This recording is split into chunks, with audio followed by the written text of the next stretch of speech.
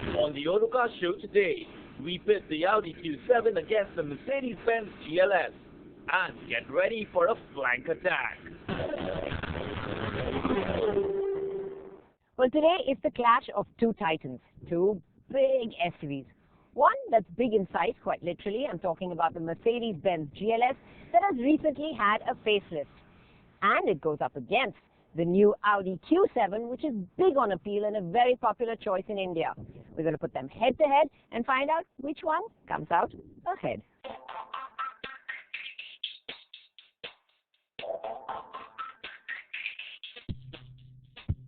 If you're buying a king-size SUV, then size is what it's all about. And this is where the GLS scores big time. At over 5 meters long and 1.8 meters tall, the GLS wins the big boy battle hands down.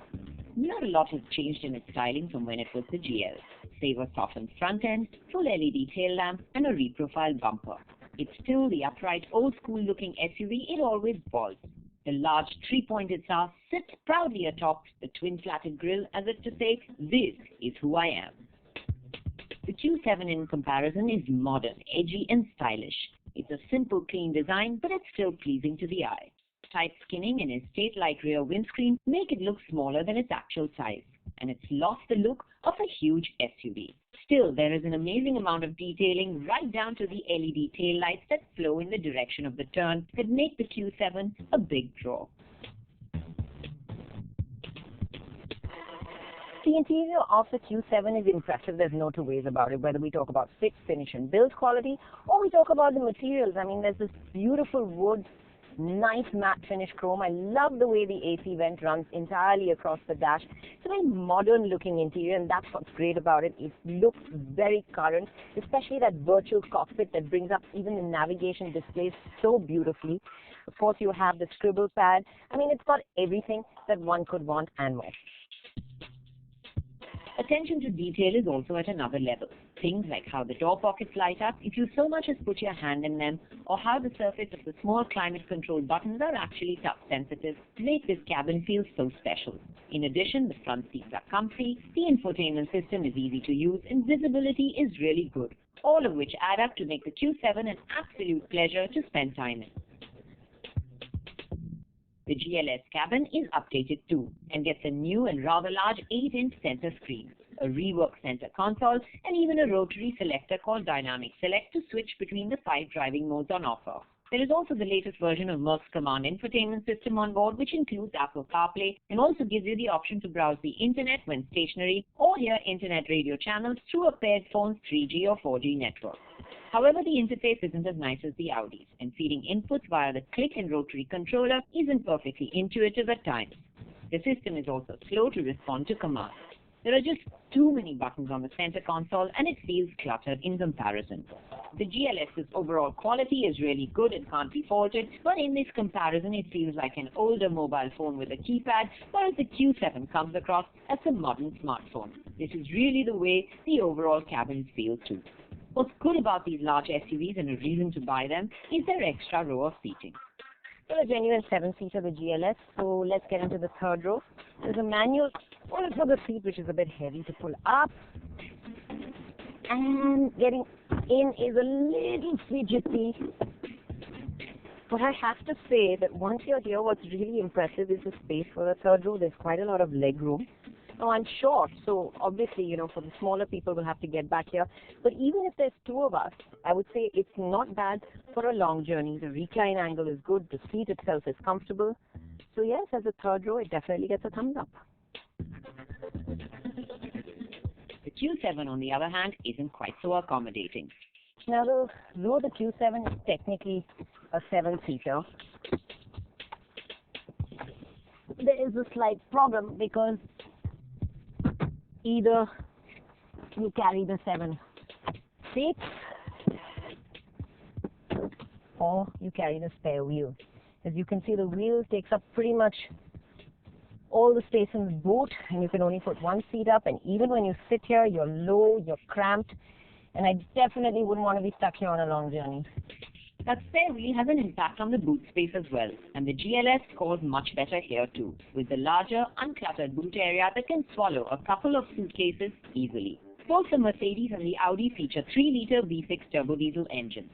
The Merc's 258 HP and 620 Nm is better than the Audi's 249 HP and 600 Nm. But then again, the Q7 is a whole 200 kg lighter, and that translates to a significant difference in real-world performance.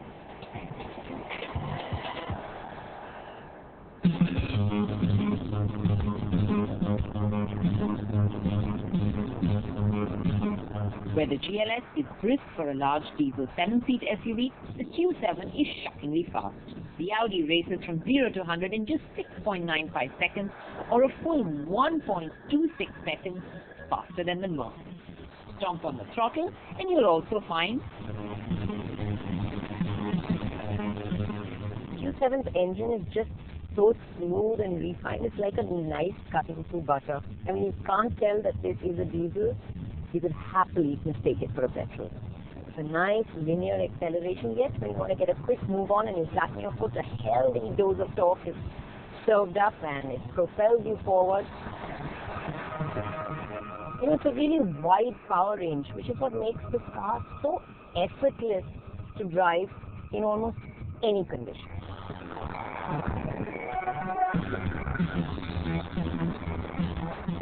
Now, if the GLS were not in a comparison, you would find its performance just okay. But when pitted against the Q7, you start picking faults. The power doesn't come in a smooth flow, and it's bunched up around the 2000 RPM mark. Also, the new 9-speed gearbox is not as seamless as the Q7's 8-speed. As a result, the GLS just doesn't feel as effortless as the Q7, and it's best when you drive it in a relaxed, easy manner. The same goes for the way it is dynamically too.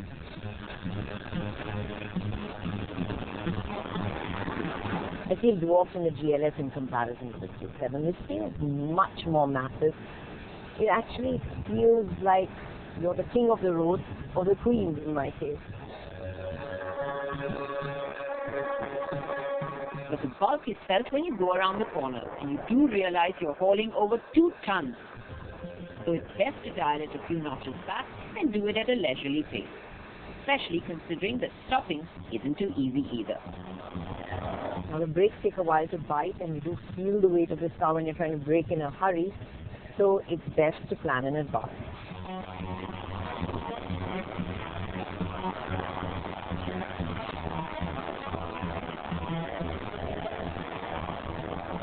The Q7, on the other hand, is like the eager kid ready for anything you ask of it.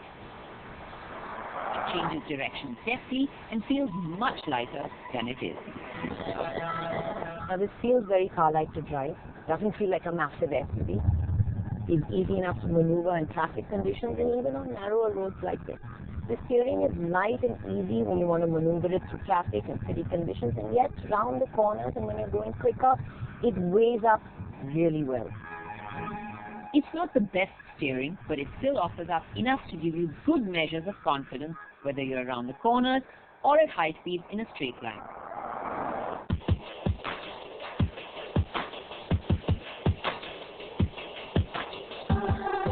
Both cars also come with all-wheel drive, dedicated off-road modes, hill descent control, hill hold assist, and suspensions that can be raised to enhance ground clearance. So you can do your fair share of off-roading when necessary. But I think most owners would really spend their time being chauffeured around in the lap of luxury of the middle row of these SUVs. Now, to get into the GLS, you have to really use the stepboard to haul yourself in, considering its towering height. But once inside, you sit in a commanding height, and the well-cushioned middle row really feels like a seat of power. There's massive leg space, despite the fact that these seats don't slide back like they do on the Q7.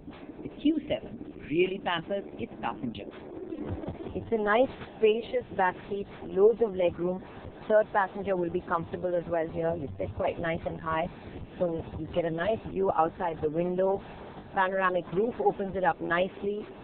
Spending long hours here will be really easy, and if you want to get even more comfortable, you can always recline the backrest. But it's not only space that counts when you're a passenger, it's also how comfortable the ride is. And this is where the Q7 has a distinct advantage. Now the ride quality at low speed is exceptional. It just stamps everything doesn't let the bumps and potholes filter through. As you pick up the pace, yes, there is a fair bit of movement, but it's still far more tethered down than the GLS. The GLS does feel top heavy, and there is a fair bit of roll as well. So no matter how much you play with the suspension settings, it's still never perfectly settled.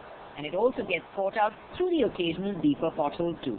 So if it's ride comfort you're after, it's the Q7 that falls better.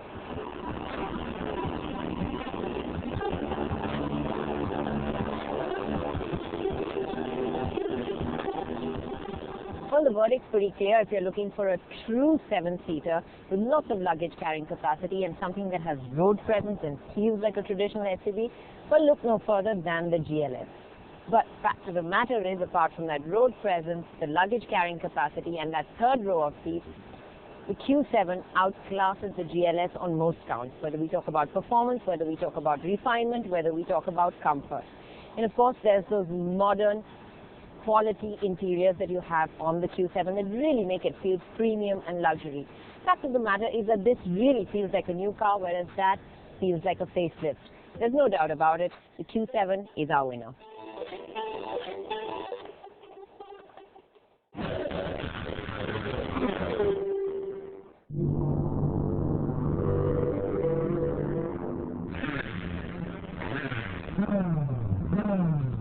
So our tale today is about a massive flank attack.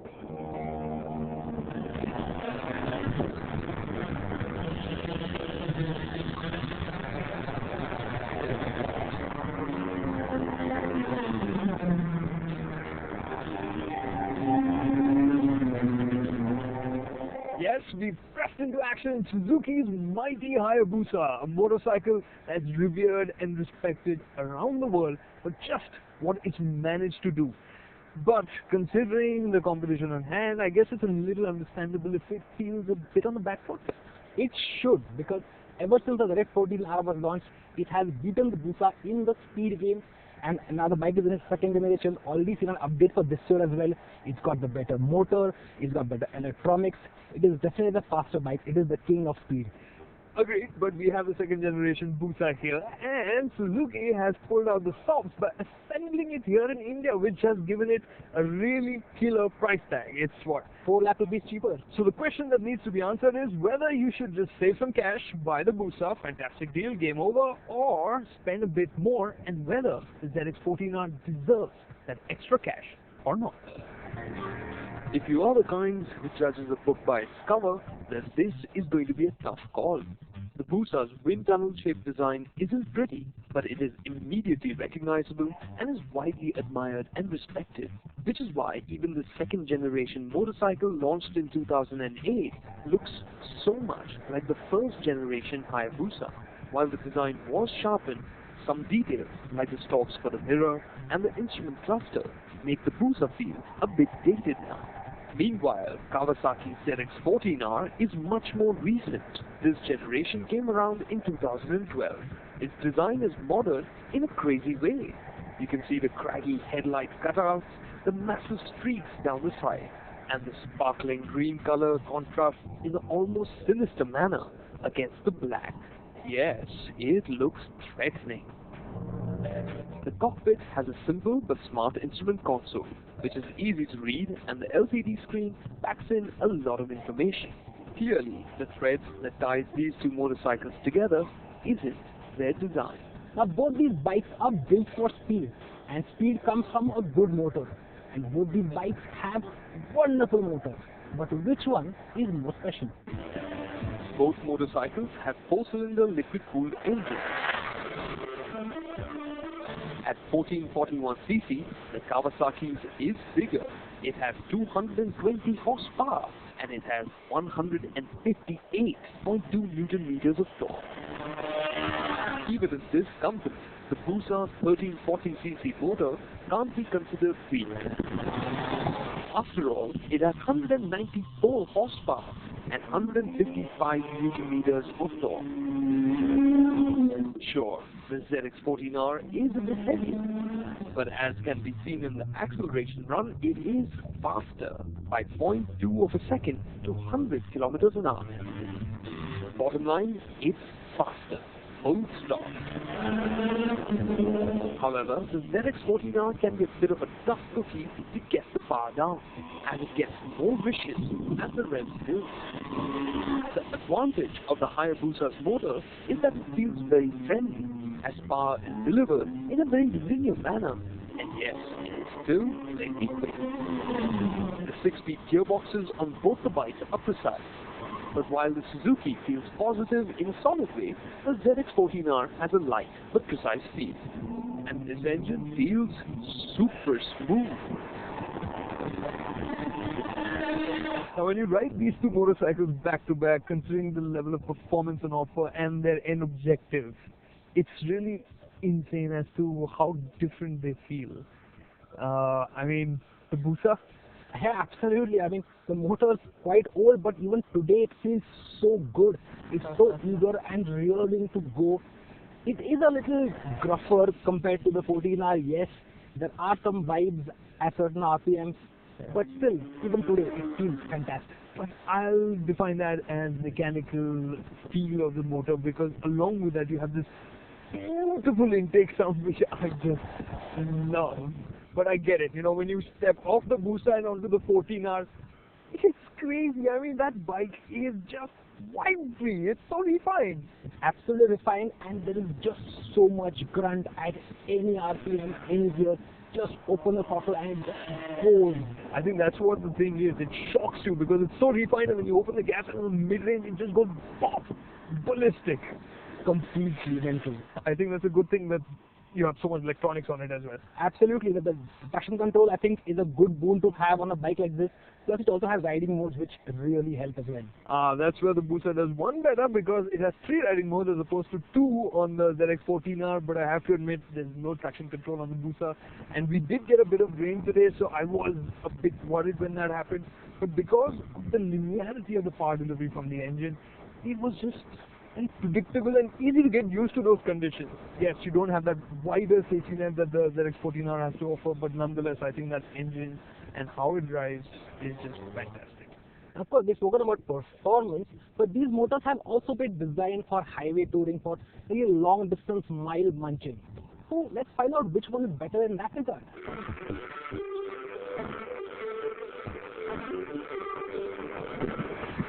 First, the basics.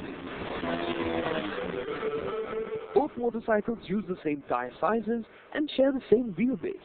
And unsurprisingly, they are utterly planted and confident while cruising at higher speeds on the highway. The wind protection was ample for touring. Equally impressive on both the bikes were the seats. Even after many hours, they remain completely comfortable. The Kawasaki suspension setup is on the softer side, and at the rear, it packs a Öhlins monoshock with a remote preload adjuster, which is really handy for when you're traveling with a pillion or luggage. The Suzuki also has a fully adjustable monoshock at the rear, but you will need some tools to make changes to it. But it was the Suzuki suspension setup that felt better overall.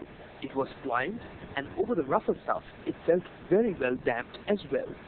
And while munching miles, both these engines were completely unstressed.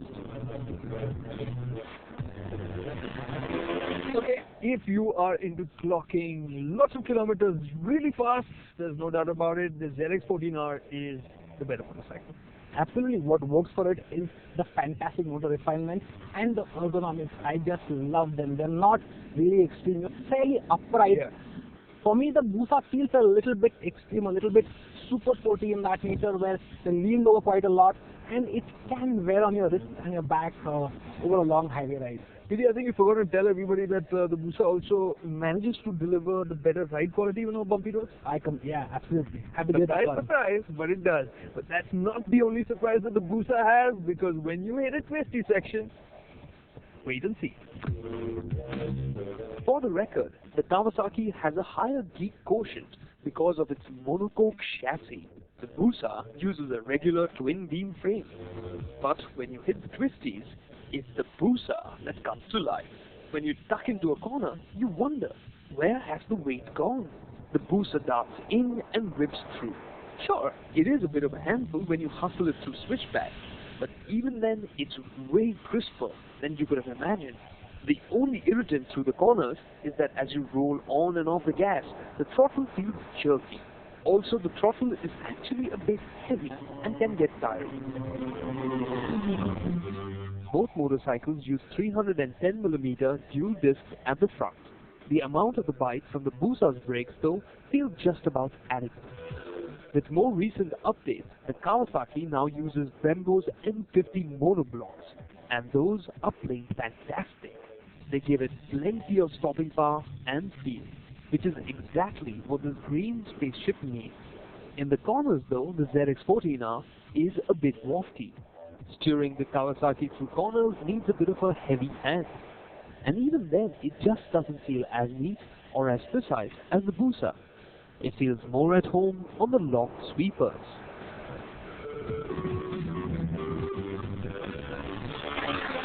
It's just crazy how this motorcycle, the chassis is essentially the same on the first generation Busa, and it just pulls you into the experience of riding the motorcycle. It is definitely the highlight of this bike. Totally is handles. Look at the small size of the bike in terms of the way the handlebars are set up. They are narrow, they are tapering downwards. The steering position, the foot pegs, they're just like tighter, so there's a clear, sportier focus on the Busa. Yeah, and the 14R on the other hand, well, it works very well on the highway, but shows in corners and not so much. It does show its weight. It's a pretty bulky bike. It's not like it's a bad handler, but you have to plan your lines a little bit in advance. You have to plan your entry and your exit a little bit in advance. I think neither of these two bikes are really going to compete with like your out-and-out super sports. Both of them require a little bit more thought and effort, but at the end of the day, motorcycle, that just puts a smile on your face when you get to that set of corners. The Busa.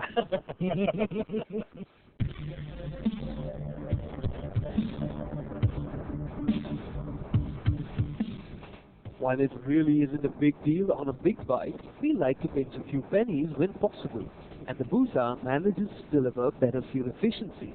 And when it comes to the price, the ZX-14R costs nearly 18 lakh rupees, while the Made in India Busa costs under 14 lakh rupees. So the question is, just what kind of hyperspeed bike is right for you? Now, both these motorcycles have come from a very similar philosophy, but they have ended up becoming two very different bikes. Absolutely. I think for somebody who really wants something to really clock kilometers on, no doubt about it, the ZX-14R is the motorcycle. It offers you a little bit more in terms of safety with the traction control, but for all of that, you're going to be paying a lot. Quite a lot extra. Yeah, and the Busa, on those fronts, yes, it's not as comfortable. Yes, the engine isn't as smooth. Yes, it doesn't have traction control, but it is still a fairly usable motorcycle. Yeah, on a day like today, when you're riding out in the twisties, on the winding roads, that Busa just puts such a big smile on my face, and it totally won my heart. I think that's really it. The way it pulls you into the experience of the ride, and that's what I think most motorcyclists in India are looking for. The Busa just shines. And when you club in the fact that it's so much cheaper than the ZX-14R, it just seals the deal.